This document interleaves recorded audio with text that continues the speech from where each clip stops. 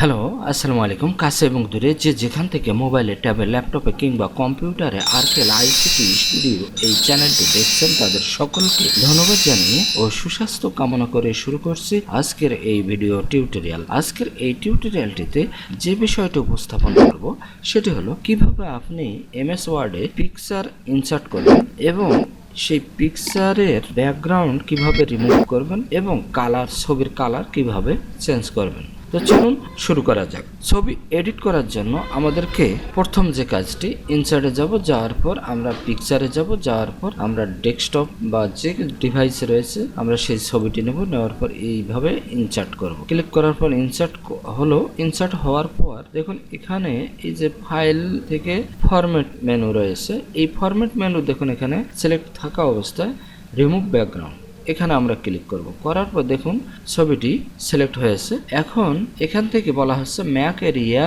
Two keep আর mark area to remove delete mark discard all sense keep sense. তো আমরা যদি Mac areas to keep করি তাহলে আমরা এইটি সিলেক্ট করার পর আমরা যতটুকু এরিয়া রাখবো ছবির ততটুকু আমরা সিলেক্ট করার পর যদি আমরা কিপ চেঞ্জ করি তাহলে ছবির ব্যাকগ্রাউন্ডটি বাকি অপশনটি চলে যাবে। এখন মার্ক এরিয়াস টু রিমুভ, শুধু আমরা এই যতটুকু এরিয়া রিমুভ করব ততটুকুই ক্লিক করলে এখানে সেটি দেখাবে। আর ডিলিট মার্ক তো বুঝলাম, এখানে এটি বুঝলাম। তো শুরু করি ম্যাক এরিয়াস টু কিপ। এখানে ক্লিক করার পর আমি ছবিটির এই জায়গাটুকু এখান থেকে রাখবো, এই দিক থেকে দেখুন ব্যাকগ্রাউন্ডটি এখান থেকে ইরেজ হয়ে গেল। এখন আমি যদি কিপ চেঞ্জ করি তাহলে দেখুন ব্যাকগ্রাউন্ডটি একেবারেই রিমুভ হয়ে গেছে। এর আগে কিন্তু এটি অফ হোয়াইট ছিল, এখন কিন্তু সম্পূর্ণ সাদা ব্যাকগ্রাউন্ডে চলে গেছে।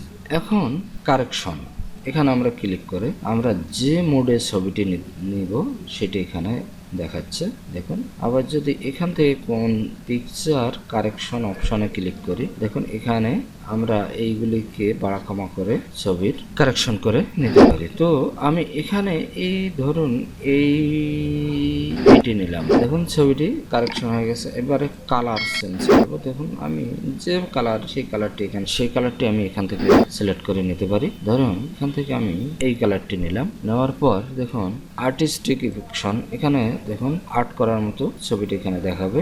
ধরুন আমি এইটি নিলাম আর্টিস্টিক স্টাইল। এখন এখান থেকে দেখুন এখানে আরো কিছু অপশন রয়েছে, দেখুন এখানে চেঞ্জ পিকচার, আমি যদি পিকচারটি চেঞ্জ করতে চাই সেটি হবে। তারপরে যদি আমি এখানে রিসেট পিকচার দেই তাহলে পূর্বে যেরকম ছবিটি ছিল সেটি চলে আসবে। দেখুন পূর্বের ছবিটি চলে এসেছে। তো আমি যতটুকু কাজ করলাম ততটুকুতে রাখলাম। এখন এইটি ছবিটি সিলেক্ট থাকা অবস্থায় এখন দেখুন এখানে দেওয়া রয়েছে অনেকগুলি পিকচার স্টাইল। এখান থেকে আমরা যে স্টাইলটি নিতে চাই সেটি নিতে পারবো। দেখুন আমি ধরুন এইটি নিলাম, নেওয়ার পর এখান থেকে দেখুন পিকচার বর্ডারটি আমরা যেরকম চাই দেখুন আমরা দিতে পারবো। মোর লাইন্স, এখান থেকে আমরা সেটি নিতে পারবো। এখন ধরুন পিকচার ইফেক্ট, তো ছবিটি কোন স্টাইলে রাখবো দেখুন এটি এখানে দেওয়া রয়েছে। তো এখান থেকে দেখুন এটি অপশন, তো এইভাবে দেখুন 3D অপশনে যদি আমি রাখি এখান থেকে আমি 3D অপশনগুলি নিতে পারি। এখন ছবির পজিশন, ছবিটি কোন পজিশনে রাখবো দেখুন এখানে ধরার সাথে সাথে ছবির পজিশনটি মিডল পজিশনে আমি রাখার পর ছবিটি কিন্তু এখন নড়া যাচ্ছে। আবার এখানে দেখুন দেওয়া রয়েছে কতগুলি অপশন দেওয়া আছে, in line with text, square, tight, through, top, in bottom, behind text, in front text. তো আমি এখানে ধরুন ছবির উপরে আমি কিছু লেখা নিয়ে আসি, এটি নিয়ে আসলাম, কপি করে পেস্ট করলাম। তো দেখুন ছবিটি এইগুলি যে অবস্থা রয়েছে দেখুন এইখানে ছবিটি দেখুন বিহাইন্ড টেক্সট, এটি যদি করি ছবিটি দেখুন ছবির উপরে লেখাগুলি রয়েছে, নিচে কিন্তু ছবিটি রয়েছে। এখন যদি আমি ছবিটি, তো এখান থেকে র্যাপ করা যায়, আবার এখানে রাইট বাটনে ক্লিক করে দেখুন ইন ফ্রন্ট টেক্সট, দেখুন লেখাটি কিন্তু ছবির নিচে চলে গেছে, ছবিটি উপরে চলে এসেছে। তো এটি একটি অপশন। এখন এখানে দেখুন ব্রিং ফরওয়ার্ড, তারপর ব্রিং ব্যাকওয়ার্ড, যেটি বিহাইন্ড টেক্সট এবং ইন ফ্রন্ট টেক্সট করলাম। এখন ধরুন অ্যালাইন করব, ছবিটি কোন জায়গায় রাখবো দেখুন অ্যালাইন যেভাবে আপনি রাখতে চান ঠিক সেভাবে যাবে। রোটেট যদি করতে চান দেখুন ফ্লিপ, রোটেট রোটেট রোটেট, এখান থেকে রাইট বাটনে ক্লিক করলেও সেই অপশনগুলি দেওয়া রয়েছে। তো এটি গেল।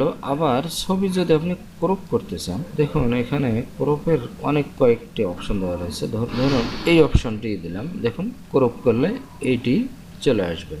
এখন ছবিটি যদি আমি বাড়া বা কমা করতে চাই দেখুন বাড়তেছে কমতেছে। তো এই ছিল আজকে টিউটোরিয়ালের মূল বিষয়। যদি টিউটোরিয়ালটি ভালো লাগে তাহলে লাইক, কমেন্ট এবং শেয়ার করবেন আর সাবস্ক্রাইব করতে ভুলবেন না।